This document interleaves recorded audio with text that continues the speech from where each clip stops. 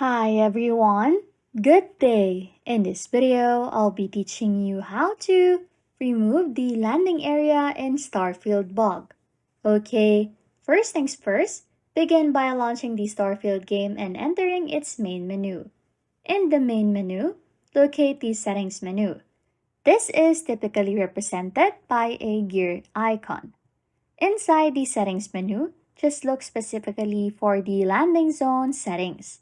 You'll then find a toggle switch next to it. By default, this switch is actually turned on, indicating that the landing zone is visible during our gameplay. To get rid of the landing zone and take on the challenge of navigating without help, just simply turn the toggle switch off. This action then will effectively make the landing zone disappear from your starfield. And as simple as it is, hopefully this helps in solving your problem.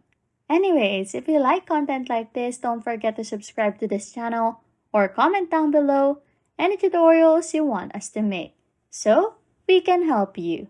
And that's it. You can now remove the landing area in Starfield bug. Thanks for watching and happy scrolling.